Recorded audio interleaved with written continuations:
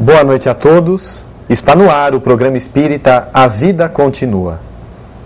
Como você já sabe, a sua participação é muito importante para nós e ela poderá ser feita através do e-mail contato@avidacontinua@terra.com.br.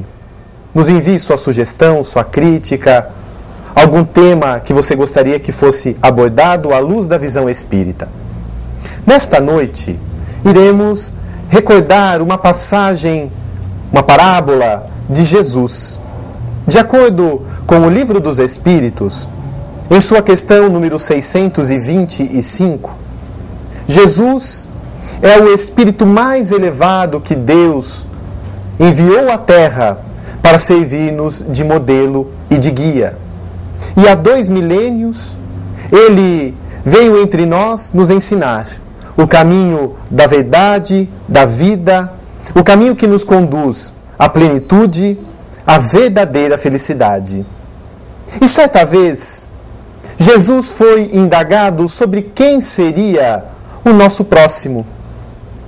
Diante desta pergunta, o Cristo poderia parar e dar inúmeras respostas. O próximo é fulano, o próximo é Beltrano. Mas, no entanto, ele nos traz uma historieta, uma parábola, para que em todas as épocas aqueles que ela estudassem tivessem inúmeros argumentos, informações para tirar em prol da sua própria existência. Então, diz Jesus, respondendo à indagação sobre quem seria o próximo: um homem descia de Jerusalém para Jericó. E no caminho foi assaltado por bandidos que o maltrataram, o machucaram e o deixaram à beira do caminho, quase morto. Eis que por ali passava um sacerdote. E esse sacerdote, vendo aquele homem caído, desviou-se, passando de largo, e continuou a sua jornada. Por ali também, logo depois, passou um levita, que vendo aquele mesmo homem sofredor caído, desviou e continuou o seu trajeto. Mas por ali, no entanto, também passou um samaritano. E vendo aquele homem estirado, ensanguentado, trata as suas feridas com azeite e vinho, coloca-o no dorso de um animal, de um cavalo, levando até uma estalagem. Deixa naquela estalagem 2 denários, a moeda da época, e diz ao estalajadeiro: se você algo gastar com este homem sofredor, na volta do meu caminho, na volta do meu trajeto, eu pagarei, eu aceitarei as contas. Terminada essa parábola, essa história, Jesus indaga: quem é o próximo do homem caído? E aí ficou claro nesta narrativa que o próximo do homem caído foi o samaritano. Da mesma forma, poderíamos afirmar quem foi o próximo do samaritano. Foi o homem caído. Mas, analisando essa parábola, ela tem tantos elementos para as nossas vidas que cabe-nos nesta noite estudá-la de uma forma mais detalhada. Vejam, Jesus diz: um homem descia de Jerusalém para Jericó. Um homem. Mas quem representa esse homem? É óbvio que pensamos logo na estrutura masculina, afinal de contas, as mulheres naquela época, na Judéia, não andavam sozinhas. Mas esse homem representa toda a humanidade. Vejam que Jesus não fala se esse homem era alto ou baixo, gordo ou magro, se era rico ou se era pobre. Sabemos que tinha haveres, tanto é que ele foi assaltado, mas não está explícito se os seus pertences eram dele ou de outra pessoa que ele transportava. Não está ali o seu credo religioso, não está ali o seu partido político. Era um homem. Qualquer um de nós poderíamos estar naquela situação. Mas esse homem descia de Jerusalém para Jericó. Esse verbo descer não foi colocado à toa por Jesus. Ele poderia dizer, um homem caminhava de Jerusalém para Jericó, rumava, seguia. Mas esse descer tem algo mais. Porque Jerusalém era considerada a cidade espiritual da Judéia. Lá ficava o templo maior, o templo de Salomão, onde continha em seu bojo a Arca da Aliança. Lá estava o Espírito de Jeová, na crença judaica. Era uma cidade espiritual. E por outro lado, temos a figura de Jericó, que por sua vez era uma cidade do dinheiro, dos negócios, das trocas de mercadoria. Era uma metrópole comercial. Obviamente, em termos geográficos, aquele que sai de Jerusalém para Jericó realmente desce. Mas Jesus ia além, simbolizando a descida espiritual daquele que sai das questões do ser, do espírito, e desce para as questões puramente mundanas, materiais, passageiras. Todo este que sai do lado espiritual, abandonando, partindo somente para o terra a terra, desce em termos vibratórios. Ele cai sob assédios da perturbação e da treva. Por ali passava um sacerdote, que era um religioso, mas mostrando Jesus que não adianta apenas falarmos que somos religiosos, ou apresentarmos a religião da boca para fora, ou trazermos apenas as orações decoradas. Aquele homem religioso não se contagiou diante do sofrimento alheio, desvia e continua seu trajeto. Passava por ali o levita. O levita era um expert em legislação judaica.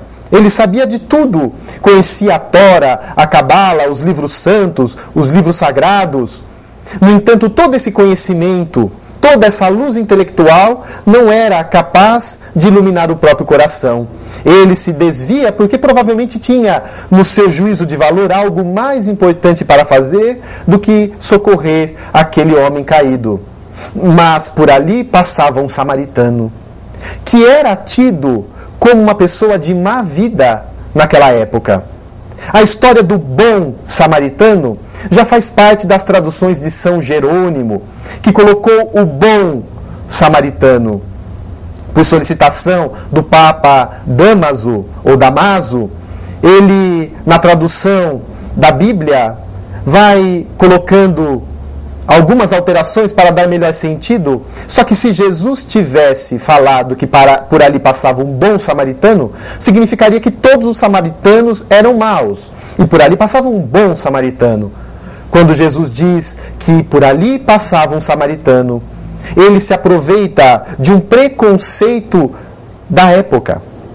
Porque havia um cisma, uma separação entre os judeus da Samaria e os demais. Os judeus da Samaria acreditavam que Deus, Jeová, deveria ser adorado no Monte Garizim, ou no Monte Garazim, que significa montanha dos gafanhotos, monte dos gafanhotos, porque no seu entendimento Deus era uma potência da natureza. E disso discordavam os outros judeus, que acreditavam que ele deveria ser adorado em Jerusalém, junto ao Templo de Salomão. E essa divisão causou uma verdadeira guerra. Poderemos, por exemplo, lembrar desse preconceito num outro episódio, quando Jesus se aproxima do poço de Jacó. Ali no poço de Jacó, ele encontra uma mulher e pede a ela água para beber. Ela reconhece pelo sotaque que aquele homem era um judeu. E logo responde a ele: mas como tu, sendo um judeu, pede água a mim, que sou mulher samaritana? pelo sotaque. Da mesma forma que conhecemos o gaúcho, o carioca, o nordestino, pelo sotaque. Observou e viu o modo em que ele dividia a cabeleira, a barba, de forma nazarena, e logo constatou que ele era um judeu. E o judeu não falava com os samaritanos. E Jesus responde àquela mulher: mulher, se tu soubesses quem lhe pede água, serias tu que lhe pediria, e da água que eu te desse, jamais teria sede novamente. Ora, tu falas como se fosse um profeta. E Jesus continua: vai e chama teu marido. E ela diz: mas Senhor, eu não tenho marido.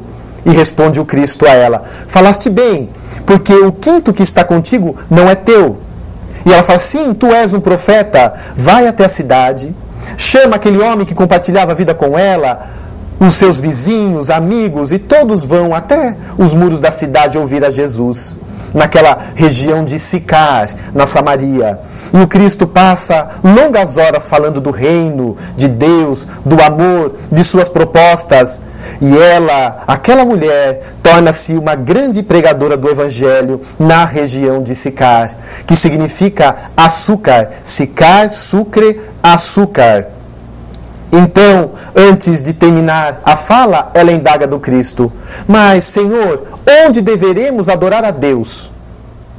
E Jesus responde para ela: mulher, dia chegará em que não adoraremos a Deus nem em Jerusalém, nem no Monte Garizim, mas na intimidade do coração humano. Vejam, estava aí a resposta. Não iremos adorar a Deus num templo de pedra ou num lugar circunscrito, mas na intimidade do coração humano, em espírito e verdade. Estava respondida a questão. Então Jesus se aproveita de um homem da Samaria, um samaritano considerado de má índole, para mostrar que aquele homem tinha um bom coração. Independente do seu credo religioso, ele se compadeceu daquele caído, para e o auxilia. Providencia ali um acompanhamento junto às suas feridas e vai além. Ele quer acompanhar a situação daquele enfermo. Ele somente não o deixa numa estalagem, mas já deixa afirmado que na volta voltaria até ali para saber como estava a saúde daquele moribundo. Então, a ideia do acompanhamento, esta, na verdade, é a grande proposta de Jesus. A proposta do amor em movimento. É a proposta da caridade.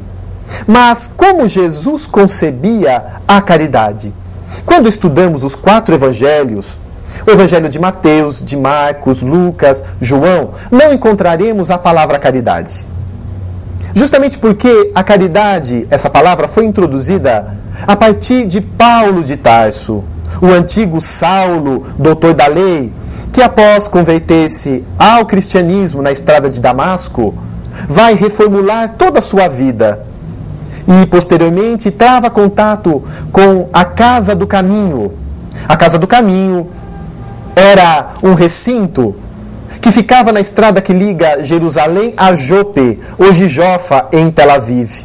E era erguida para auxiliar os pobres, os moribundos, as antigas meretrizes arrependidas, todos aqueles enfermos do corpo e da alma. E Paulo, se achegando naquele recinto, percebe que Pedro não tinha muito tempo para dar o evangelho àquelas pessoas, porque ele saía a cata de medicamento, de remédio, de roupa, de dinheiro. Então ele propõe o seguinte: ora, Pedro, eu sou tecelão. Porque todo aquele que desempenhava uma função no Sinédrio, e ele era doutor, tinha que ter uma profissão, uma outra profissão. E ele havia escolhido a profissão de tecelão. Eu poderei ensinar essa minha profissão àqueles que estão interessados. E com o produto do nosso trabalho conseguiremos manter a Casa do Caminho. Nisso se levanta Barnabé, o seu fiel amigo, e diz: eu sou oleiro, também poderei fazer isso. E ele então, Paulo, juntamente com Barnabé, saem à cata daqueles cristãos que já estavam um tanto longe de Cristo, que falavam do amor, mas das poltronas confortáveis de suas casas. E aí conclama-os para que ativassem o amor. Já que o amor é o sentimento por excelência, que colocassem em prática esse sentimento. Que saíssem desse estado mórbido, paralisado, e partissem para a ação. Que desenvolvessem um amor ativo, um amor dinâmico. E a esse amor ativo, a esse amor dinâmico, Paulo chamou caridade. Então, caridade é a ação do amor, é o amor em movimento. Em O Livro dos Espíritos, na questão 886, Allan Kardec indaga dos espíritos superiores como Jesus compreendia o conceito de caridade. E os espíritos respondem: Jesus compreendia como sendo a benevolência para com todos, a indulgência para com as falhas e imperfeições alheias, e o perdão das ofensas. Dessas três formas, Jesus compreendia a caridade. Benevolência para com todos. Mas o que é benevolência? Benevolência é formada por bene mais volere. Volere deu origem à palavra volição, vontade. Bene, bem. Vontade do bem. É aquela pessoa que tem em si a vontade de fazer o bem, de ser boa, de ser agradável, de ser cordial, fraterna, de sempre dar uma palavra de esperança, de calma, de paciência àqueles que a rodeiam. É aquela pessoa otimista que consegue enxergar uma situação positiva em meio às situações negativas. É aquela que se torna agradável pelas suas próprias ações no bem, que faz de tudo pensando primeiro no próximo do que em si mesma. Mas Jesus coloca aí uma condição: ser benevolente para com todos. E não somente com aqueles que são benevolentes conosco. Não somente com a nossa mãe, com o nosso pai, com os nossos filhos, com a nossa esposa, mas também com os nossos desafetos. Com aqueles que pensam e agem de forma, às vezes, diametralmente oposta à nossa. Benevolência para com todos. O segundo item, indulgência para com as falhas e imperfeições alheias. Dentro, interno. Dulgência vem de dulcere, que significa docilidade, dulçor interno, docilidade íntima. É aquela pessoa que consegue ver o bem, que atenua o mal. Afinal de contas, todo aquele que erra, que se desequilibra, há um motivo por trás disso. Façamos, por exemplo, um exercício. Vejamos aquelas pessoas que estão caídas na rua, alcoolizadas. Quantas vezes não julgamos? É um bêbado, é imprestável, é um peso para a sociedade. Comecemos a utilizar da indulgência. Por que motivos esse irmão está ali caído? Será que ele perdeu o emprego e não estava preparado diante das dívidas ou da família que possui? Será que ele não tem o conhecimento do Evangelho de Jesus que nós já temos? E não sabe que o vício é o pior caminho? Que o vício não resolve, pelo contrário, vai comprometê-lo ainda mais? Por que será que ele está ali? E se fôssemos nós, os caídos? E quem garante que no futuro não venhamos a cair? Não venhamos a tropeçar? Então não nos cabe julgar. Então não julgamos e olhamos com outros olhos. As mulheres que vendem um corpo nas praças, logo acusamos, é uma meretriz. Mas será que não são aquelas mulheres abandonadas pelos maridos e influenciadas pela mídia, que valoriza o sexo, o sensualismo, não encontra uma suposta saída infeliz na venda do corpo, desesperada às vezes pela nutrição dos seus filhos, enganada, em última análise é uma enferma moral? E se fôssemos nós, a nossa mãe? E aí o sangue fala alto e não julgamos. Essa é a proposta da indulgência. Por trás de uma queda deve ter um motivo, ainda que seja a fragilidade daquela pessoa, mas não nos cabe julgar. Isso vai mostrando um estado íntimo de docilidade, de entendimento, de fraternidade, de amor. Mas a outra proposta, perdão das ofensas. Perdão vem do perdonare. Per, além de. Donare, doar. Doar além. Doar um tanto mais. E sem dúvida, para perdoar alguém, nós deveremos doar muita coisa da nossa intimidade. Porque não é fácil. Sem dúvida não é fácil. Algumas pessoas falam, eu perdoo, mas eu não esqueço. Se eu vê-lo na frente, pintado de ouro, eu desvio. Eu não quero vê-lo nunca mais, mas eu perdoei. Será que isso é perdão? Não é perdão. Mas ao mesmo tempo outros falam, eu queria esquecer aquela ofensa, mas não consigo. Mas você deseja vingar-se? Não.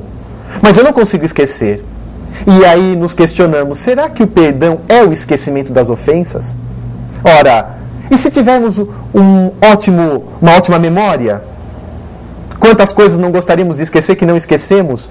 Então o esquecimento não significa o perdão. Mas perdoar é não retribuir mal com mal, é não vingar-se. Uma mãe que viu o filho partir pelas mãos de um assassino que ela conheça, ela nunca vai esquecer esse assassino, mas ela poderá tê-lo perdoado, considerando um enfermo, um doente da alma, do espírito e também da mente. Agora, conforme não damos valor àquele ato recebido, aquilo vai passando para o esquecimento.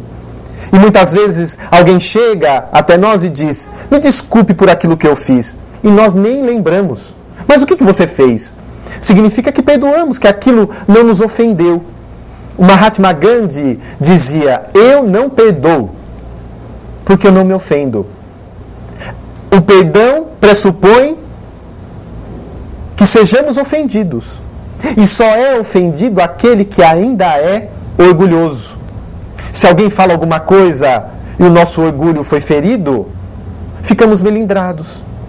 E depois temos que fazer esse exercício para perdoar. Algumas vezes é natural, vem a raiva. É fisiológico. Mas o importante é não permanecer com raiva. Porque a raiva, com o passar do tempo, vai nos desestruturar organicamente, fisicamente.